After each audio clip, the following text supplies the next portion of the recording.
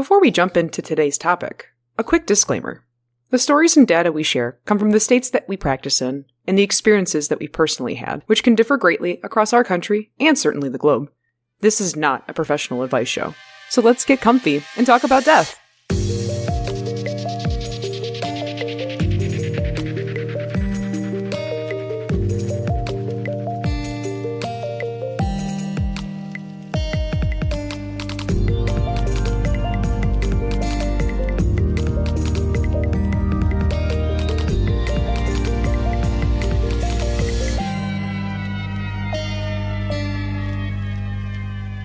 Hello and welcome to Mort Mike. A down-to-earth... Wait, no, that's... Oh, it is me. A down-to-earth discussion on death and dying. I'm Brandy. I'm Sierra. And I'm Red. And we are, yet again, your graveside gossipers this week on Mort Mike. So, we are jumping right back into the fray. We had our episode last month starting to talk over some deathbed confessionals that were submitted by all of our lovely listeners.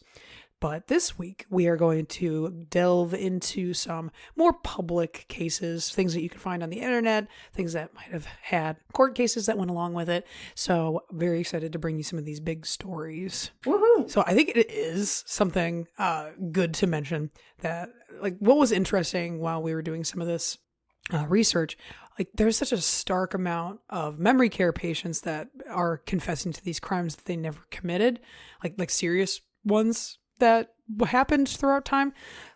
For example, like, I killed John F. Kennedy. I'm the Zodiac killer. Like, it's, you know, it's, it is easily explained that, like, due to the nature of, like, Alzheimer's and dementia, that these patients they'll confabulate all sorts of things with the missing gaps in their memory. But I think it's, like, super interesting that, like, when the brain is under fire, they're like, hey guys, it's your boy, the Zodiac killer. Like, what the fuck?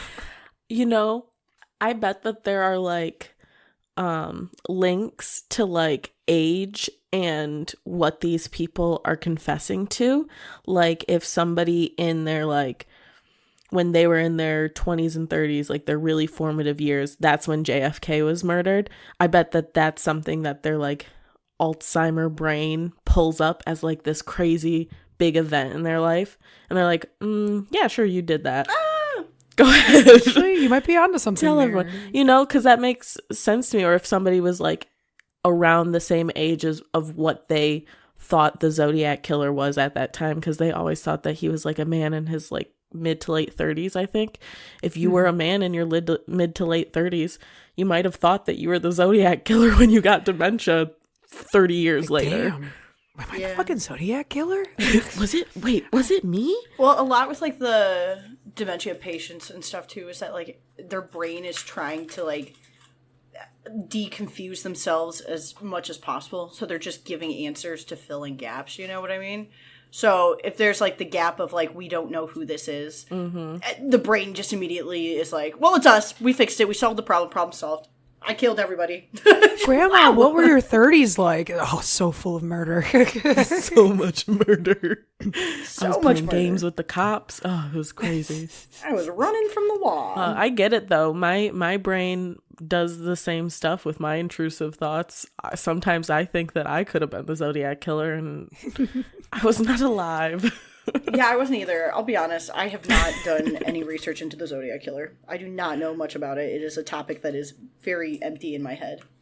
I feel like I should know more about it. I just know that Ted Cruz was the Zodiac killer. That's all I know. I was about to say something so mean, Sierra. It's okay. I was about to be like, your head is empty, girl. Sometimes it do be a little empty. Sometimes it it's needs to be full of facts that I should not know and that nobody else wants to know. But I will tell you anyway.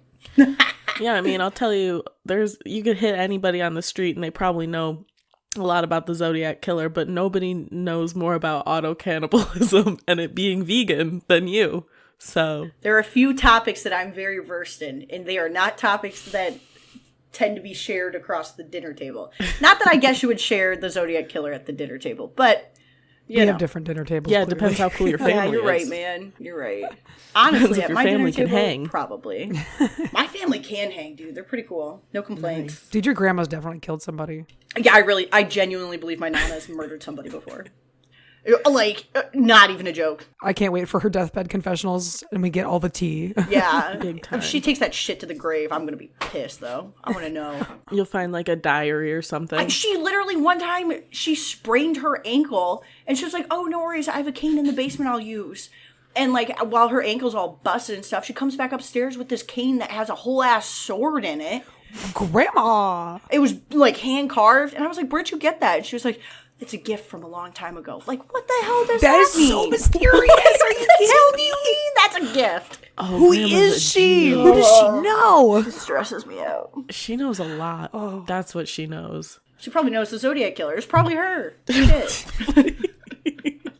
I think they did. Didn't they find the Zodiac Killer? Actually, No, it was now I Ted don't know. Cruz. It's not Ted Cruz. It's definitely Ted Cruz. He has other atrocities that That's he can fine. claim. Like, we don't. That's true. We don't need to give him more. He's got enough. Okay, so first up, we have a fun robbery story. I love a good bank robber. Ooh, intrigue. I'm excited. Like, come on, somebody who gets away with robbing a corporation of any sort, I'm cool with. I can't lie. Maybe that tells a lot more about me than I need to reveal on the podcast. But Capitalism is busted and our society is crumbling like Rome. Like, hey, we got to stand for something, and that's a good way to put it. And in the late 60s, it was a lot easier to get away with doing that than it is nowadays. So I gotta give it out to my boy Thomas Randell, maybe is how you say his last name. Whatever. Don't try to church it up, boy. Yeah. Our boy Tommy landed himself on America's Most Wanted for his bank robbery in 1969. Honestly, goals. Yeah, he was working at the bank. He robbed the bank for $210,000, which in this day and age, I think it's like That's a 1 shit ton of point money. something million. Like, Oh my God, Tommy, a good amount of money. my boy. yeah. He was really into like bank robber movies back in the day. Specifically, what was it called? I've never seen this one. The Thomas Crown Affair. They were bank robber movies set in Boston, which is where this man actually ended up after he worked at the bank, stole a lot of money from the bank, walked off, and was never seen again. Wow. It was a simpler time. It was a better time. It was a better time. Minus the racism. All he had to do was go to Social Security and get a new Social Security card. Hi, I don't have this anymore. Please give me new one. He doesn't get a birth certificate, but he has enough to make a life as an adult with a Social Security card. And $15,000. Jesus. Unmarked bills back then. Yeah. Like, Jesus. So he, I presume, set up a pretty decent life for himself, met a woman, had a family, and ended up around 2020 being diagnosed with a really aggressive form of lung cancer. Aww.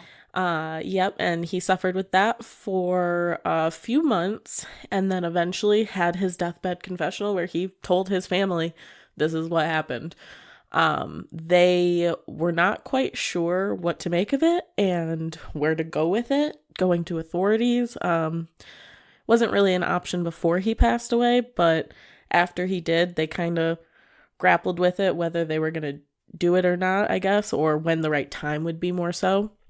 And eventually some reporter saw his obituary, recognized him from the Most Wanted stuff, and made those connections.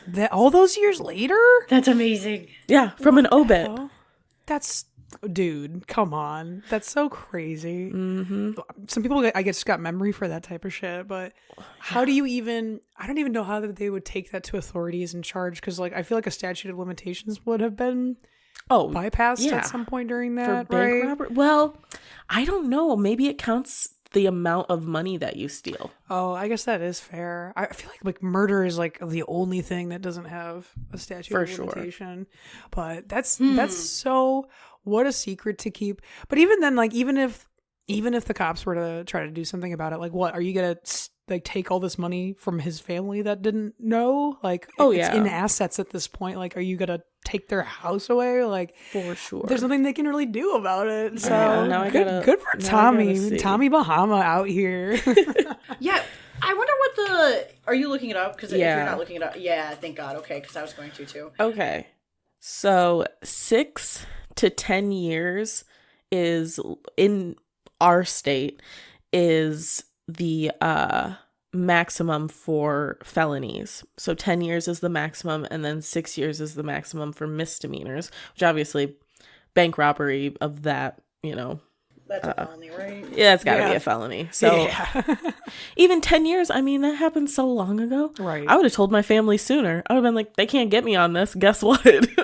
Right. Because that's sick. Say even if there wasn't a statute of limitations on it, would they take the money that it used to be worth or the money that it's worth now? You know what I mean? Like, I don't know. It's good for Tommy for getting away with this shit.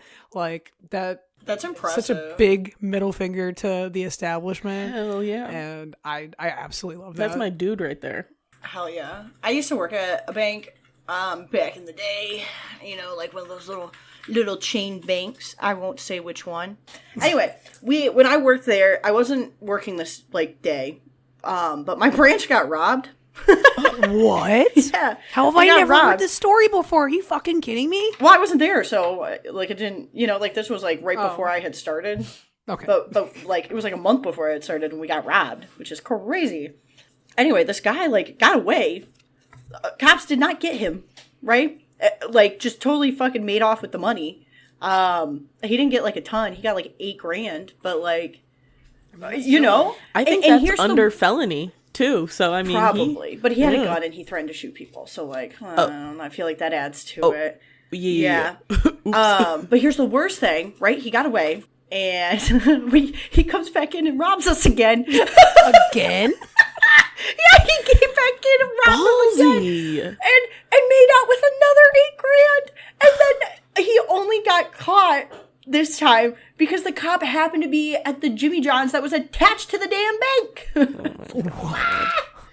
I know, it was crazy. My manager was not great at her job, but I guess it's not her, responsibility to not let somebody in. But we had those doors where you press the button and they locked. Like, how'd you let this dumbass back in? You know? Wait, was she there for the initial robbery? Yeah.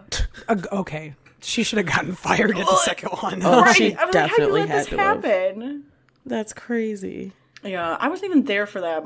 One of my coworkers was texting me as it was happening. She was like, "Bitch, you're not gonna believe this." Anyway, those are my bank stories. So congrats on this guy for not saying anything and not going back and robbing the same bank again and getting caught. I don't know how some of these people keep these secrets for so long because, like, dude, if I buy a present for somebody, like, Oh, I can't like not. I'm like, do you want me to tell you? Do you want me to tell you what it is? Like, I'll spoil it right now. I don't care. right. Exactly. It's your gift.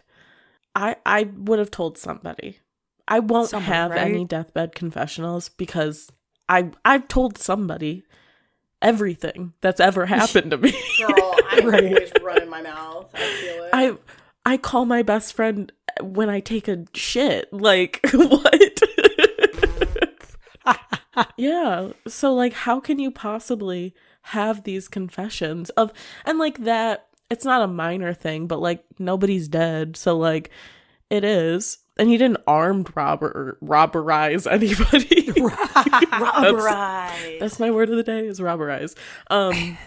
Yeah, he didn't commit armed robberies. So like he didn't scare anybody. He just kind of like walked out and disappeared. Like that's literally the American dream. That is in my opinion. I would do it. I'd rob a Low bank. impact crime, except for Yeah. only the industry and the business gets affected. Yes. Like that's pretty cool. Exactly. I like that. Agreed. I was able to find a pretty interesting one along the way, so I'm excited to share this one with you guys. And here's a piece of advice that I never thought that I would have to give out is make sure that you're really going to die before you air out this dirty laundry. Right. Brother. So this is a good thing to lock in the mental vault. This is some shit that I would do. If I did have a deathbed confession, this is exactly what would happen to me. I have the worst luck. So back in 1995, firefighters arrive on scene to an abandoned property and they discover a bludgeoned, stabbed, and lit ablaze body of the 35-year-old Joyce Goodner.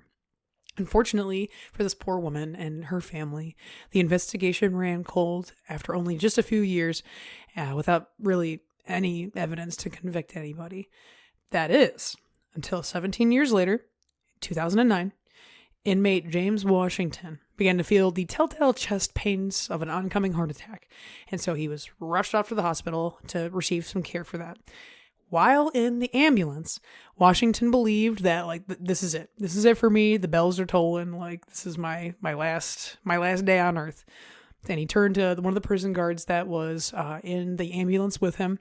He confessed to the murder of Goodner as they whizzed off to the hospital. Like, straight up told this guy, like, I killed that girl that many years ago. So Washington actually was a person of interest on this original case for the murder. And like they were actually able to place him at least like a timeline of him having seen her the day of the murder. Oh shit. But like they really didn't have any good evidence to tie him to it. And like everything was just circumstantial at best at that point. So like there was no way that they could take it to trial and like actually have a successful conviction. But in the turn of events, Washington went on to make a full recovery, and he's like, oh yeah, statute of limitations, it's got to be long past, right? 17 years. And he thought nothing would happen from having told the guard all of this. Yeah. Because like he was serving like an unrelated prison sentence, so he's like, nothing's gonna happen. This is totally fine. But the guard immediately went to the authorities. Immediately. Good. And two, most states don't have a statute of limitations for murder. Well, yeah. So, yeah, that was literally the missing piece of the puzzle, like an actual confession from the murderer. That is enough to reopen the case, and prosecutors pushed to convict him. And in 2012, they successfully landed him for a life sentence, which was a substantial increase from the 15 years he was serving. Is he still alive? Is he dead yet? He is not dead yet. That is hilarious, dumbass. I know. And no, wait, there's like one last like stupid ass thing from this man. So during his hearing, he actually tried to get the confession taken back. He's like, no. Like, said he was hallucinating from the drugs they administered on the way to the hospital in the ambulance. Like, no, I didn't mean it. Didn't mean it, guys. What an idiot. What the heck? Just grow up. Take accountability. Come on, bro. What the hell? Bro? What a bummer. What an idiot. That's karma for being, for murder, probably. Big time. I was going to say for JK, being an idiot, but that too. Yeah. What a dum-dum. I wouldn't have said anything. Like, even if I knew I was going to die or not, like, why would you tell a prison guard? You know what I mean? It's not like you're telling your best buddy at the pub or some shit. Like, this person works in corrections. You idiot. That's not even like a fun secret. It's not like, hey, I killed a CEO. That's I killed this poor girl. No, that's a cool. Hey, right? I have an support extra that. toe. These are things that are cool facts about ourselves. Exactly. Right. But like, I killed this lady and burned her body is kind of not cool. Kind of Very awful. not cool. Do you know what he was in originally? I know you said it was for like unrelated things. I just want to know how little of a sense it was and how bad he fucked himself. It was 15. So his initial, I don't know what the initial thing was, but it was only 15 years. So it probably was like, could have been like attempted felony, robbery right? or something. Who knows? Yeah. Or drugs. But yeah, so the fact that he went from that to a full, because like what, say even if he was like 30 when he did the initial murder, because I don't know the actual numbers, but say he was 30 for the initial one, maybe in 5 years he went to jail with this 15. So he would have been out by like 50. Mm-hmm. So he basically got another 30 to 40 years added for the sentence, depending on when he dies. Like, That's what crazy. a fucking Good. idiot.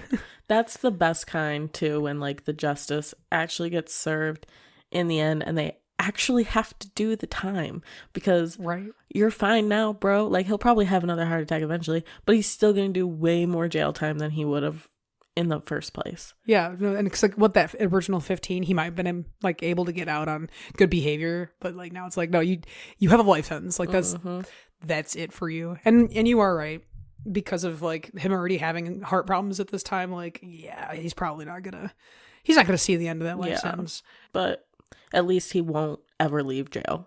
That is true, and that is a good thing for the family. Good, stay there, right? The family of Joyce Goodner was actually able to have justice for their daughter. I promise that being in a correctional facility will make your health deteriorate quicker than anything else.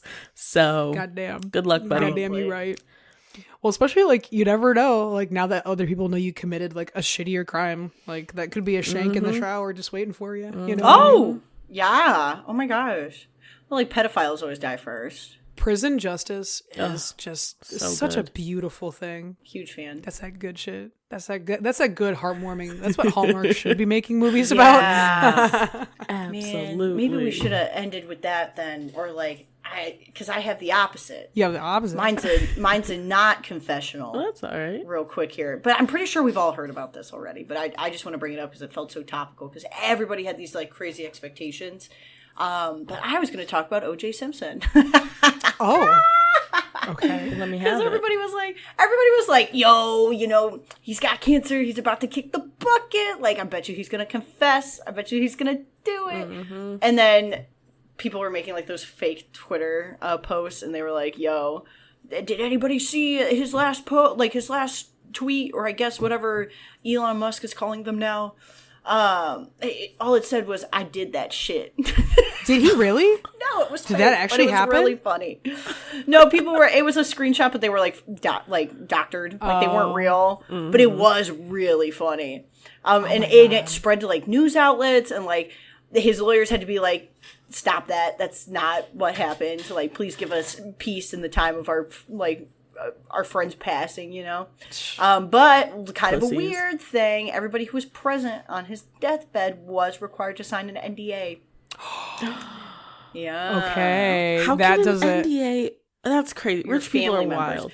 Well, yeah, there's a lot of speculation, but a lot of it more than likely had to do with trying to make sure that the people were there to specifically see him and be like, you know, we love you and we're have fun dying, I guess. I don't know. Oh, not just trying to like. Yeah, and they weren't they weren't able to take any of that to like news outlets to profit off of it, because he had a lot of kids. I mean, I get it. Some of them want to make money once dad dies, you know. Let him. I mean, I feel like that is kind of a different situation, just because he's such a high profile person, with a lot of 100%. money, and his family has a lot to gain, like from him not saying anything. Because like that's the thing, is like they would get backlash even though he's dead. Right. Like his family would get backlash if it were to come out that like we knew for sure that it happened, even though we pretty fucking much know that he did it. He had a book that like came out that they gave him like money and shit, and they were like, oh yeah, we're writing his story for him, like blah blah blah. And in the book it was like, yeah, I killed her, you know. But then all the lawyers and shit had to get involved, and everybody was like, that we had no association with this book. They just paid us $800,000 to use the name and likeness and some stuff, you know. And then that was like a whole ordeal, and like the sale of white Broncos went down. That was a whole thing. Love that. Shit. So yeah. Rich people with, deathbed confessionals. I almost said dashboard confessionals. With deathbed confessionals tend to, have a little bit more of they have more of a reason to keep their secrets, basically. Yeah. You know who's going to be next? It's going to be Wendy Williams on her deathbed. She's going to have What'd she do? I don't know. What do you think? Name it. I bet she's done it. I'm going to ask you. Yeah, Wendy who the fuck Williams? is Wendy Williams? Is she the tennis player? No. Serena Wendy Williams. That's who I was thinking of. A daytime television host. And internet she's personality. Got really bad dementia, doesn't she? Yeah, I know exactly who you're talking about. She has been being taken advantage of for years. Yeah, she has. She's really sad so story. ill, and somebody knows something, or she knows something, or there's something behind those eyes. I don't know. Yeah, well, yeah. That poor lady. But I really think, I don't know what she did, but she's got like that crazy personality where I think just one day she's just gonna finally tell us she did something crazy. I want to hear Drake's Deathbed Confessional. Icky. Maybe. Without the details, but the confession alone, please. Yes, of course, but icky. What are some other celebrities you think would have good, well, not necessarily good stories, but good confessionals? Oh my God, so many. I mean, I'm trying to think of funny ones. Like, I'd be curious to see what Weird Al Yankovic would confess. You know, I bet you he's done that's weird a wholesome. shit. He's done like the so fun wholesome. weird shit. Yeah, though. he would do fun weird shit. He'd be like, one time I took Molly and I was in a Trader Joe's. And it's like, yeah, we all do that on Saturdays. We get it. Like, okay. We get it, Al. You're not that weird You know? after all. You remember when Michael Jackson died and we all thought there was going to be like something crazy with that. Mm-hmm. But this is not a deathbed confessional and this might not even be worth telling, but I think it's funny. My grandma was obsessed with Michael Jackson. Thought he was the greatest man to ever live, apparently. And when he died, for some reason, we all got together as a family, like my parents, my grandparents. I don't know if there was just a corresponding like event that just linked up with that, but she was hugging me and sobbing and just kept telling me, if you hear people saying bad things about him, you don't believe them. They don't know anything. I knew his soul. I was my God. Grandma, you never met this celebrity. Okay. Insanity. I don't know what I would confess on my deathbed, but I'd make it entertaining for sure. I'd do my best. I feel like you'd be the one that would lie about something. Yeah. Oh, fuck yeah, I would. Fuck yeah. Dude, it would be so funny. Leave it would be him something wondering. that's definitely relevant, you know, like in that day's topics or whatever. Like, I don't know, it must be some kind of like weird mystery or they're trying to find some guy and I'd be like, yo, it was me. Honestly, and I wasn't I feel even like in this fucking state. I feel like you'd be the kind of person to send them on like some type of wild ass chase, goose like my chase. buried treasure, like, and then just leave Oh, them like a fuck cryptic yeah. piece of Like, paper, One Piece their handwritten. ass? That'd be And like sick. completely have it all planned out beforehand. Like there's a map, everything, and it just leads to like nothing. Oh, fuck yeah, I would, dude. Didn't that one guy do that where he buried like bricks of gold or some shit and everybody was like trying to find him and nobody ever did because it turns out he spent it all gambling? Oh, I think I've heard that. Yeah, fuck everybody else. Like, oh my God. I can't imagine. Dude, I'm gonna fucking do that. I totally am. I'm gonna be that eccentric like grandma that's like, you don't know. And so if I do say something that's just off my rocker, people are like, yeah, it checks out. Honestly, at this point, we're not even going to fact check it. We don't know what if she was at bingo on Saturdays. Like, apparently she was part of the cartel. Sick. Yeah, I won't even try to give mine because same thing. Like I've always been an open book about anything, and honestly, my life isn't as interesting. I feel like you would be the one to have the perfect deathbed confessional, Sierra. Thank you. I hope so. That means a lot. I'm glad I've cultivated this personality that makes people worried for what I'll say when I die. The thing is, you're an open book, it seems like. So I don't know if you really would have anything to confess. You just tell everybody. You don't have any shame about it. That's so true. You have told me crimes you've committed before, and I'm like, that's incriminating. This cannot be used in the court of law, but It I have absolutely committed can, but okay. Who hasn't? A crime here. Well, you may think that there's never a good time to get that thing that haunts you off your chest, but do not despair. It is never truly too late. You can always spice up hospice care for your family by dropping a knowledge bomb on them about secrets you've held or crimes that you've committed. It'll make for an interesting eulogy, that's for sure. But that will be it this week on Mort Mike. Connect with us on our socials at Facebook and YouTube at Mort Mike Podcast. And if you have any suggestions on topics you'd like to hear about or burning questions you might have about death, shoot us an email at mortmikepodcast@gmail.com. A huge thanks to Joey, our dedicated studio gopher, Marson Music for our theme Deputies of Death, and Macklin Legan for our custom icons and banners. Be sure to tune in the first Thursday of every month for more casual discussions on death. Thanks so much for listening. This has been Mort Mike. Bye-bye. Bye. Bye!